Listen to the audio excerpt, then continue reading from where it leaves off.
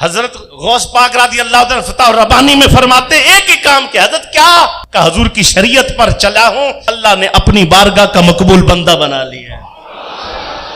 مکتوبات امام ربانی مجدد الفسانی رحمت اللہ تعالی علیہ، آپ سے کسی نے پوچھا سرکار زندگی کا مقصد کیا ہے؟ پہلی جلد آپ نے فرمایا میری زندگی کا بس ایک مقصد ہے کہ میں اپنے مریدوں کو ایک ہی کام کراؤں۔ کیا؟ صفحہ نمبر 113 کہا حضور کی سنت پر عمل کروں اور حضور کی سنت پر عمل کراتا رہوں، حضور کی شریعت پر چلوں اور حضور کی شریعت کا درس دیتا رہوں اور اللہ کی مخلوق کو حضور کی شریعت پر چلاؤں۔ پھر آپ نے اس سے پیچھے ایک صفحہ پیچھے پھر ارشاد فرمایا کیوں میں یہ کہتا ہوں کہ شریعت پر چلوں اور سنت پر چلوں؟ کیوں؟ فرمایا اسی لیے کہتا ہوں کل ما یفعل المحبوب محبوب کی ہر چیز بھی محبوب ہوتی ہے۔ من تمسک بسنتی عند فساد امتی فلہ اجر 100 شہید او کما قال نبی علیہ الصلوۃ والسلام۔ ایک سنت پہ عمل کرنا 100 شہید کا ثواب ہے۔ سنتے ہم نے چھوڑ دی، راستے سرکار کے چھوڑ دیے، پھر محبت کے دعوے بھی ہیں۔ کیا ملتا حضور کی شریعت سے بتاتا ہوں۔ حضور صلی اللہ علیہ وآلہ وسلم گھر تشریف لائے، اما عائشہ صدیقہ نے فرمایا سرکار بارش ہو رہی ہے، آپ بھیگے نہیں ہیں؟ میرے پاک نبی صلی اللہ علیہ وسلم نے غور سے جب دیکھا تو فرمایا عائشہ جو تیرے سر پہ دوپٹہ ہے نا کپڑا، یہ میرا ہے، اس کو اتار اپنا دوپٹہ پہن پھر بتا۔ اما عائشہ نے جب حضور صلی اللہ علیہ وسلم کا وہ مبارک چادر پاک اتاری، اپنا دوپٹہ لیا تو بارش نہیں ہے۔ کہا یا رسول اللہ اب تو بارش نہیں ہے۔ آپ نے فرمایا عائشہ جب تم نے میری چادر اپنے سر پہ رکھی نا تو میری چادر کی برکت سے یہ اللہ کے انوار و تجلیات کی بارش تھی۔ میرے پاک نبی کے جسم اطہر سے چادر لگ جائے تو اس سے اتنے انوار آئے، تجلیات اور انوار کی بارش ہو جائے، اور جو میرے پاک نبی کا مبارک طریقہ ہے اس میں کتنے انوار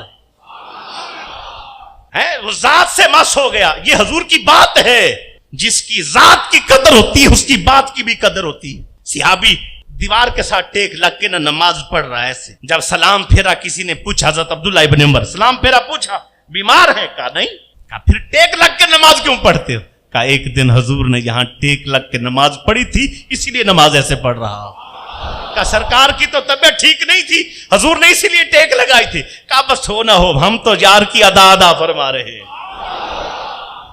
کھلا میدان ہے، چٹیل میدان کے اندر گھوڑا جا رہا ہے یا سواری جا رہی ہے، حضرت عثمان غنی ذوالنورین اس ایسے نیچے لیٹے، اس کے بعد پھر سواری نے کراس کیا۔ کہا حضرت کیا خیر تو ہے؟ سواری کے اوپر لیٹ کے یہ کراس کر رہے ہیں، خیر تو ہے؟ طبیعت ٹھیک ہے؟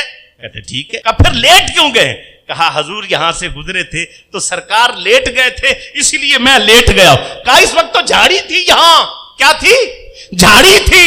سرکار نے جھاڑی کو دیکھ کے نیچے لیٹے تھے تاکہ آسانی سے سواری کراس کر جائے۔ کہا یہ تو یار کی ادا ہے، وہ ادا کر رہے ہیں، ہمیں کیا ہے جھاڑی ہے یا نہیں ہے۔ نبی کی وہ سنت، میرے پاک سرکار دو عالم صلی اللہ علیہ وسلم کی، میرے آقا کی وہ سنت جو آپ نے ادا کی، صدیق اکبر جیسے، عثمان غنی ذوالنورین جیسے دیوانے اسی سنت کو ادا کر رہے ہیں۔ سواری ہے، آگے جنگ کے لیے جا رہے ہو، پہنچنا ہے ٹائم کے اوپر، وقت پر پہنچنا ہے۔ یہ بھی حضرت عثمان غنی ذوالنورین کے لیے ہے۔ سواری کو چکر دے رہے، 1 2 3 4 5 اسی طرح چکر دیے جا رہے۔ آگے کہتے حضرت جنگ تیار ہے اور سفر ہے، آپ یہاں سواری کو چکر دے رہے ہیں۔ کہتے ہیں جناب میری حضور نے یہاں سواری کو چکر لگوائے تھے، سرکار دو عالم کی سنت کو زندہ کر رہا ہوں۔